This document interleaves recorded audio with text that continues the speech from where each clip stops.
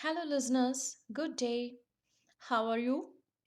I hope you all are doing good. Let's now start with the second episode of Five Little Friends. Are you ready? Another day, when one of the pupils was blindfolded and drew a slip of paper, the name on the slip was Bob. So, at last, it was Bob's turn. This is the story Bob told. My pet is a pony named Dandy. Grandfather bought him for me. He got him from a man who had a pony show. This man had taught Dandy many tricks. When I say, Dandy, how old are you? Dandy lifts his right front foot and brings it down 3 times. This is how he says that he is 3 years old. When I say, make a bow, Dandy, he puts his front feet out and bows his head almost to the ground. His mane hangs over his eyes and he looks very funny. Dandy can play hide and seek too. This is the way he does it. I take an ear of corn and show it to him. Then I run and hide it. I call, come, Dandy, come. He comes and looks all around for the corn. When he finds it, he takes it in his mouth and trots around and around with it. When I say, bring it to me, Dandy, he comes to me with the ear of corn in his mouth. But when I try to take the corn, he shakes his head and trots away again. One day I tried to play hide and go seek with a handkerchief instead of an ear of corn. Dandy did not like it this way. He looked at the handkerchief. Then he sniffed at it. At last he shook his head and turned away. He seemed to say, a game like that may be fun for a boy, but it isn't fun for a pony. I'm not going to play. Everyone liked the story of Dandy. Some of the children asked to hear some more about him. But Miss West said it was time for recess. So the children went out into the schoolyard and played pony and hide and go seek. Another day, someone drew Peggy's name on the slip of paper. And this is what Peggy told. My pet is a big green and red parrot. She has a cage in the living room. Mother calls her the general because she likes to give orders. When we sit down, Polly calls out, get busy, get busy, get busy. If we are too busy and do not notice Polly, she rolls over on her back in the bottom of the cage and cries, come quick, Polly's sick, Polly's sick. In the evening, we put a cloth over Polly's cage to keep her quiet. When the cloth is taken off in the morning, she begins to shout, wake up, wake up, wake up. One evening, we forgot to put the cloth over Polly's cage. That night, quite late, my big brother went down into the living room to find a book that he was reading. When he turned on the light, Polly thought it was day. She began to scream, wake up, wake up, wake up. Everyone did wake up. At first, we were frightened, but when we found out what had happened, we laughed and laughed. We laughed more when we heard a voice croak, come quick, Polly's sick, Polly's sick. The girls and boys all laughed at the story of Polly. Paul wrote a poem about her. This is what he wrote. Upon my word, Paul's a funny bird. The children went around at recess saying this. They said some of Polly's speeches too. One day, Miss West told the children a true story that was very, very sad. It was about a blind man who sold papers. He had owned a little dog that used to lead him to his work and watch him all day. But the little dog had died. Now the poor man had no one to lead him. so he could not sell his papers. The children were very sorry for him. They wanted to do something to help. "Wouldn't it be fine," said Betty, "if we could buy him another dog?" "But how can we get the money?" said Paul. "We could give all our pennies, but that wouldn't be enough," said little Dot. I know," cried Bob. "Let's give a show and have our pets for the show animals." The children thought this was a fine plan. Miss West thought so too. She let them plan for the show. Then she let them make tickets. Each child made 2 tickets. They were like the funny picture in the middle of this page.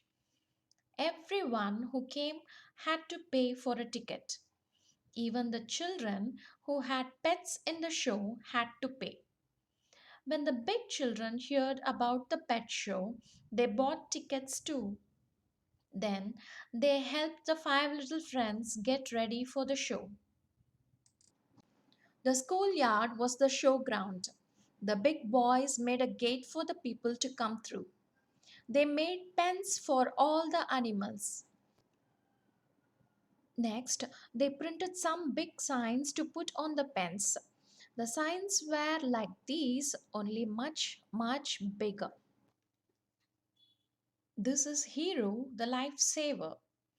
"Here is a happy cat family." "This is Dandy, the trick pony." "Watch for Arrow, the living airplane." "If you want to feel jolly, see General Polly." These were the signs that they printed and put on the pens. At last, it was the day of the pet show. Bob and Betty, Paul and Peggy, and little Dot came early with their pets. Soon the other children came too. There were big children and middle sized children and little wee children. When they stopped at the gate, who do you think the ticket man was? It was Hero with a basket in his mouth. The children dropped their tickets into the basket. They patted Hero's shaggy head and called him "good dog" and "brave old fellow." He looked very kind but very, very solemn. They went to all the pens to see the show pets. Dandy stood in his pen. He looked very wise and very plump and shaggy. He poked his head out and let the children stroke his mane. In Polly's pen, nothing could be seen but a big cage with a black cover over it. Not one bright feather showed.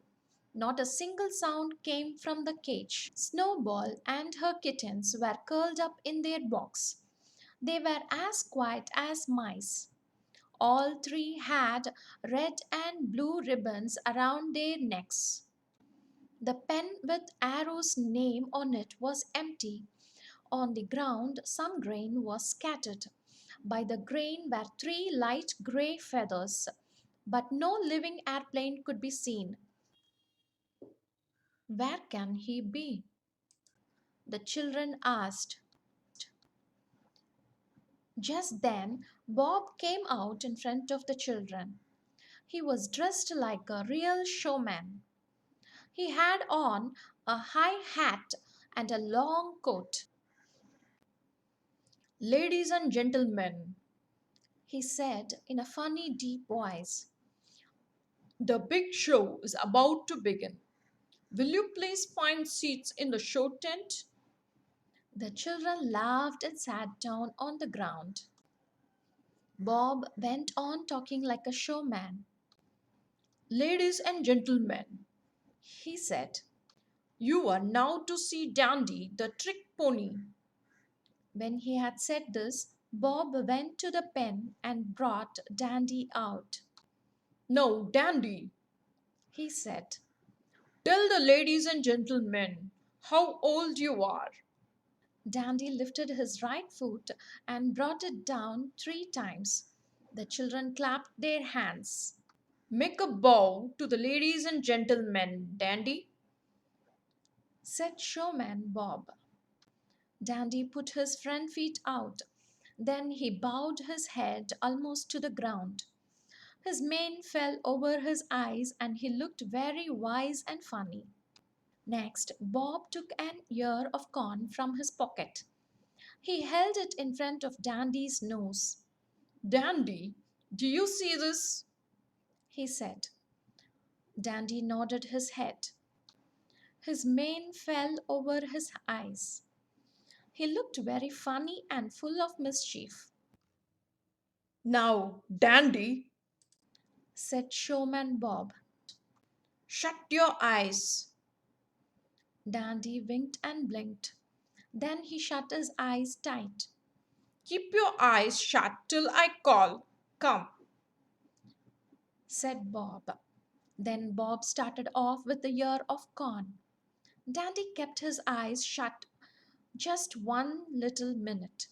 Then he opened them and began to peep.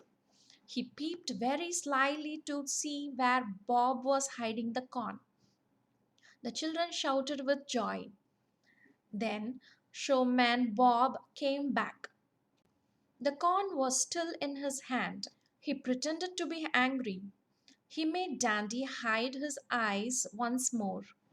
Again Dandy peeped slyly to see where Bob was hiding the corn.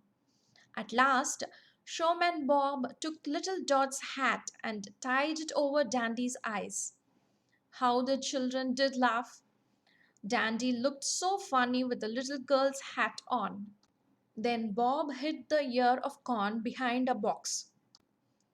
He called, Come, Dandy, come. Dandy shook his head very hard. The hat rolled on the ground.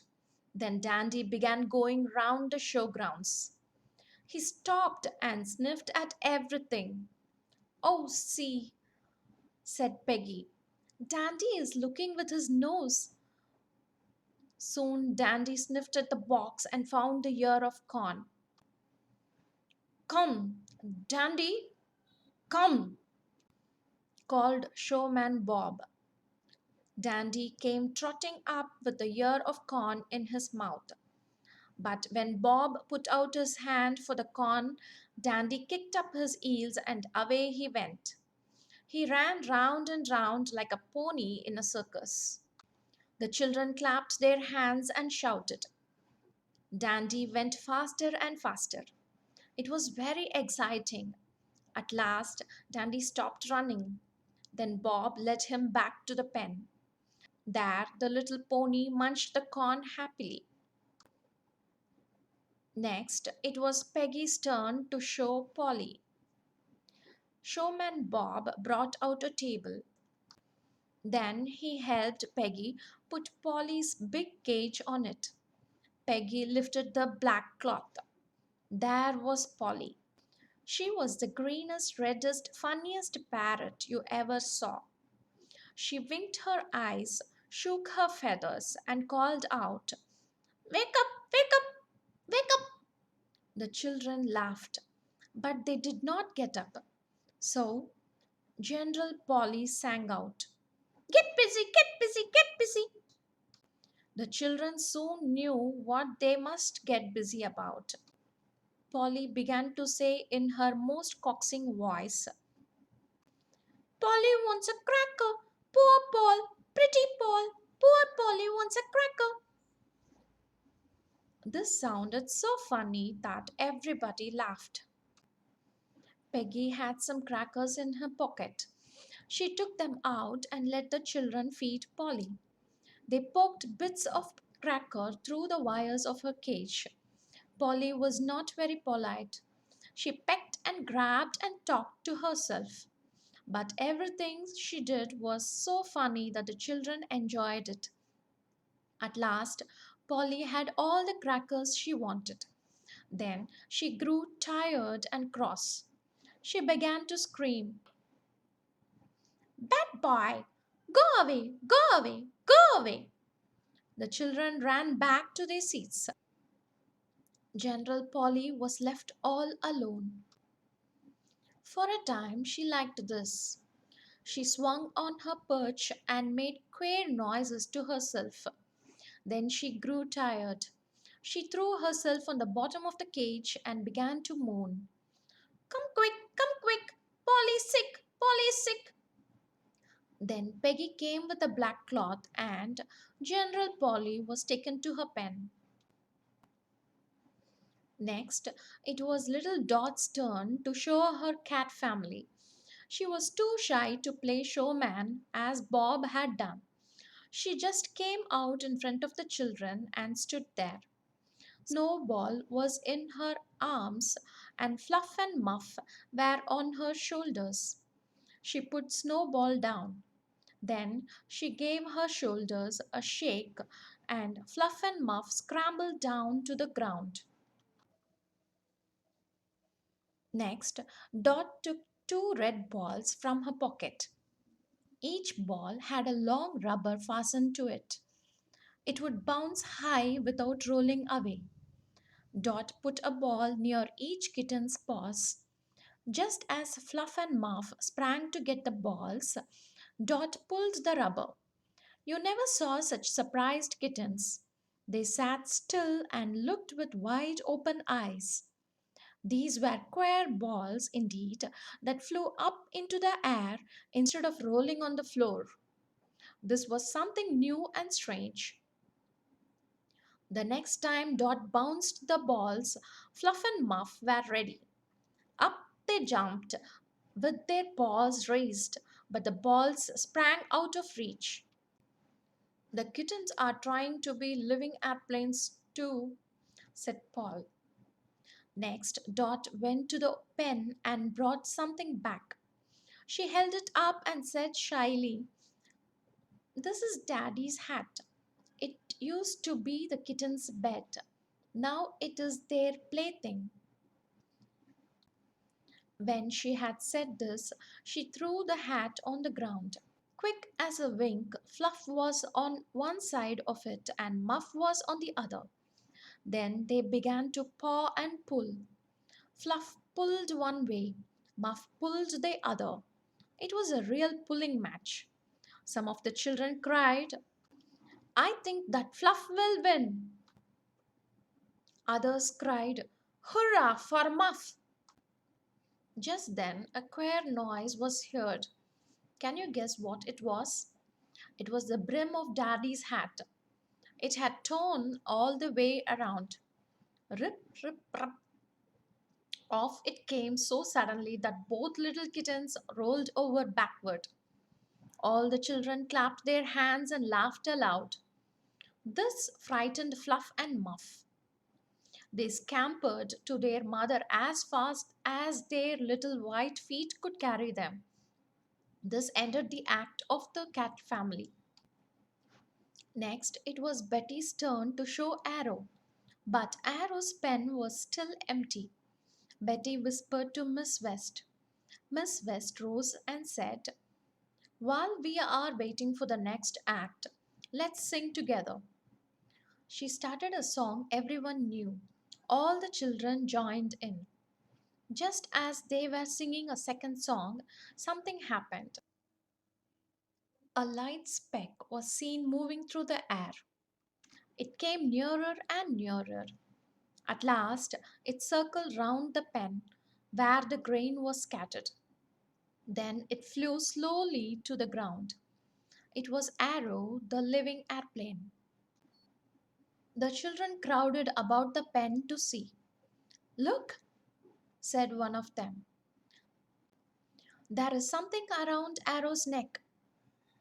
Betty bent over and looked. Yes, there was something. She untied it quickly. On a piece of paper was written, This is Arrow's gift to the blind man. In the paper was a bright $5 gold piece. Betty read aloud what was on the paper. Then she held up the $5 gold piece. How the children did shout and clap their hands. Hurrah for Betty's Uncle Fred! They cried. Hurrah for the living airplane! Hurrah! Hurrah! Hurrah! When the last shout had been given, Showman Bob stepped out. Ladies and gentlemen, he said in his deep showman's voice, we thank you for coming to the pit show. We know the blind man will thank you too when he gets his new dog. The show will now close with a grand parade. Then Bob made a showman's bow and went behind the schoolhouse. Soon a drum began to beat. Tum, tum, tum. The parade was coming. First marched Showman Bob beating the drum. Behind him was Betty carrying a big American flag. On her shoulder was Arrow, the living airplane. Next came brave old Hero pulling a little cart. In the cart were Snowball, Fluff, and Muff, and what was left of Daddy's hat. Dot marched beside the cart. After them came Dandy. Paul was walking by his side and holding something on his back. It was Polly's cage with the black cover off. Pretty Poll was peeping from behind the wires. She looked surprised and a little bit frightened. Suddenly, she rolled on her back at the bottom of the cage. The last thing the children heard as the parade passed out of sight was, come quick, come quick! Polly's sick, Polly's sick! I wish the children who read this book could hear about the blind man and his new dog. But that is another story. That's the end of the story, this particular chapter, Five Little Friends at School. Now, I thought it will be useful for you to understand the meaning of the new vocabulary that we came across in this chapter. So, we shall have a look at the text in the video. I'll read them along for you. The first one we have is pupils. Pupils are the students in the school. Second one is blindfolded. Blindfolded in the sense tying a piece of cloth round the head to cover the eyes. We used to play a small game, right? With our friends.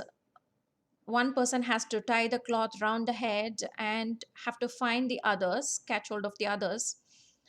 That's called blindfolded. Pony is the small horse. Bow is bending of the head or body in respect. Schoolyard, school, yard. Yard is the area.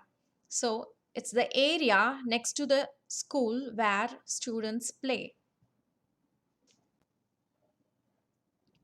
Croak is the deep, rough, and harsh sound made by a frog or a crow.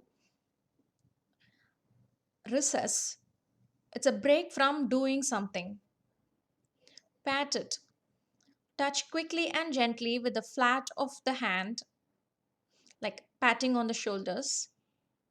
Solemn is being very formal and dignified. Pen, it's not the writing pen. Here, in this context, where we saw that the school students built up the pens for the animals, it's nothing but the small area or animal enclosure. Plump, having a full rounded shape. Shaggy, it's a long, thick, and untidy hair or fur. If it is not maintained properly, then we used to say it's shaggy. That's what they mean. Poke, poke in the sense pushing something in a specific direction. That's called poking. Mane, long hair on the neck of a horse, lion, or other mammal. Pretended, to give a false appearance of being. Like how the boy pretended like as if he was very angry with the horse. That's called pretending. Coaxing, to influence by pleasing words. Peck, the birds usually bite with their beak, right? That's called pecking. Perch, a branch or horizontal bar on which a bird rests. That's called perch. Scramble, move or climb quickly over something using one's hands and legs. That's called scrambling. Wink, close and open only one eye quickly.